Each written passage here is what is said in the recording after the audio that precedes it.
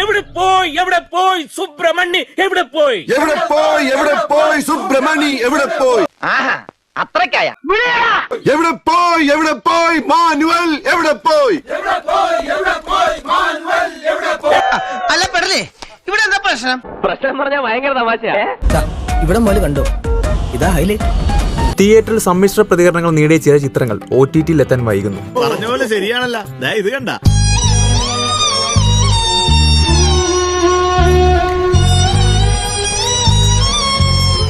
ഇത് ഒരുപാടുണ്ടല്ലോ. അതല്ലേ ഞാൻ പറഞ്ഞത്, ഒരുപാടുണ്ടെന്ന്. നിർമ്മാതാക്കൾ ആ സിനിമകൾ OTT-ക്ക് നൽകാത്തതാണോ, അതോ OTT-യും ആ സിനിമകൾ വേണ്ടെന്ന് വെക്കുകയാണോ? അല്ല, ഞാനും അത് ചോദിക്കണമെന്ന് വിചാരിച്ചതാ. ഇവിടെ എന്തോ കുഴപ്പമുണ്ട്. ഒരു പിടി മലയാള സിനിമകൾ തിയേറ്ററിലെ മോശം പ്രതികരണങ്ങൾ കാരണം ഇപ്പോഴും TV-യിലും OTT-യിലും വരാതെ എവിടെയോ തങ്ങി നിൽക്കുകയാണ്. ഇപ്പൊ താക്കോൽ അവിടെ ഉണ്ട്. മരുന്ന് ഒരു കുഴപ്പമില്ല, സന്തോഷമുള്ള മക്കളെ, സന്തോഷായി. ഇപ്പോൾ അതിന്റെ കാരണം തപ്പി നടക്കുകയാണ് സോഷ്യൽ മീഡിയ. മണിയെ സുബ്രഹ്മണി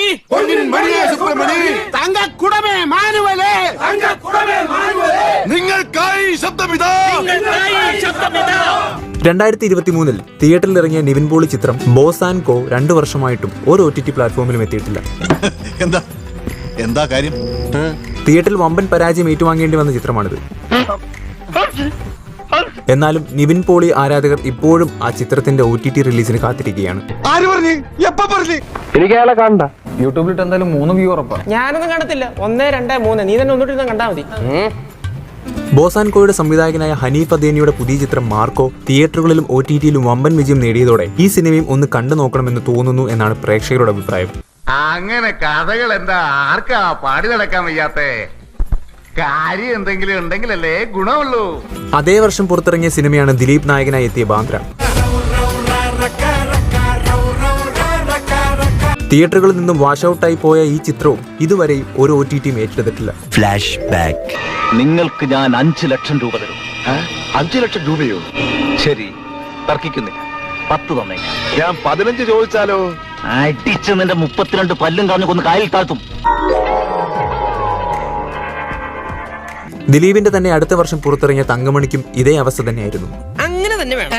അല്ല, രാശിപ്രകാരം അങ്ങനെ വന്നേ പറ്റുള്ളൂ. തിയേറ്ററുകളിൽ ഒരാഴ്ച പോലും ഓടാൻ കഴിയാതെ ചിത്രം വമ്പൻ പരാജയം ഏറ്റുവാങ്ങി. ഇവിടെ അത് കൊട്ടിക്കൊഴിക്കേണ്ട ആവശ്യമില്ല. ഉള്ള കാര്യം തുറന്ന് പറയുന്നതിന് ആരെയും പേടിക്കണ്ട. സൈന സൗത്തിൽ ചിത്രം പുറത്തിറങ്ങുമെന്ന് ഒരിടയ്ക്ക് കേട്ടിരുന്നുവെങ്കിലും ഇതുവരെ നടന്നിട്ടില്ല. ആര് പറഞ്ഞു? ഞാൻ പറഞ്ഞു? ഞാൻ അങ്ങനെ പറഞ്ഞിട്ടില്ല.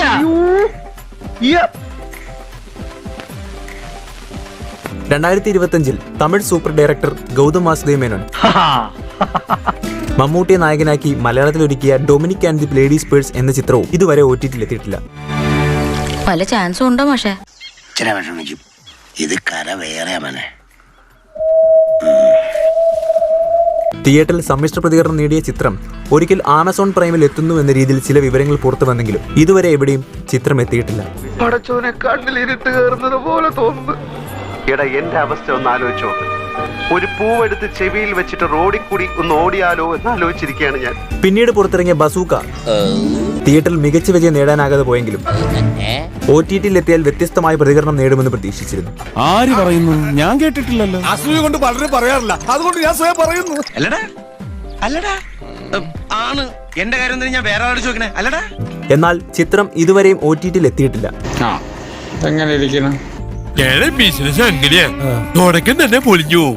കലൂർ ഡെന്നീസിന്റെ മകൻ ഡീനോ ഡെന്നീസ് ആണ് ബസൂക്ക സംവിധാനം ചെയ്തത്. ഫ്ലാഷ് ബാക്ക് അവതരിപ്പിച്ച് അദ്ദേഹത്തെ വികാരാധീനാക്കരുത് കല്യാണി അമ്മായി. അമ്മേ, ഒരബദ്ധം ആർക്കും പറ്റും. ഏറെ പ്രതീക്ഷകളോടെ തിയേറ്ററിലെത്തിയ ചിത്രത്തിന് നിരവധി നെഗറ്റീവ് കമന്റ്സ് ആണ് ലഭിച്ചത്. മെഗാസ്റ്റാർ മമ്മൂക്കയുടെ സെൽഫുക് മാസ് ബസൂക്ക. ചിത്രം C5-ൽ എത്തുമെന്ന് പറഞ്ഞിരുന്നുവെങ്കിലും ഇതുവരെയും ഒരു പ്ലാറ്റ്ഫോമിലും ബസൂക്ക റിലീസ് ചെയ്തിട്ടില്ല. ഒന്ന് പിടിക്കണോ? നമുക്കൊരൊറ്റ വാക്കേ ഉള്ളൂ. എങ്ങനെയാ എന്റെ പൊന്നു പിള്ളേച്ച സന്തോഷത്തോടെ ഇത് വാങ്ങുന്നത്? അറിഞ്ഞുകൊണ്ട് ആരെങ്കിലും സ്വന്തം കുഴി തോണ്ടുവോ? ഇനിയും നിരവധി ചിത്രങ്ങൾ ഡിജിറ്റൽ പ്ലാറ്റ്ഫോമുകളിൽ എങ്ങും എത്താതെ തടസ്സപ്പെട്ട് നിൽക്കുന്നുണ്ട്. അവൻ വന്ന സമയത്ത് ഇതാണ് ഗതിയെങ്കിൽ ഇനി അങ്ങോട്ടുള്ള ഗതി എന്താവോ എന്റെ ഈശ്വര. തിയേറ്ററിലെ പരാജയം മാത്രമാണോ ഈ സിനിമകളുടെ OTT മുഖം തിരിക്കാൻ കാരണമെന്ന സംശയവും ഇപ്പോൾ ഉയരുന്നുണ്ട്. നിങ്ങൾ ഈ കാരണം എന്ന് പറഞ്ഞ് നേരം കളയാണ്ട് ആ കാരണം എന്താ പറയും. കാരണം തിയേറ്ററിൽ വിജയം നേടാനാകാതിരുന്ന പല ചെറിയ സിനിമകളും OTT-യിലൂടെ സ്ട്രീമിംഗ് ആരംഭിക്കുന്നത് നമ്മൾ കാണുന്നുണ്ട്.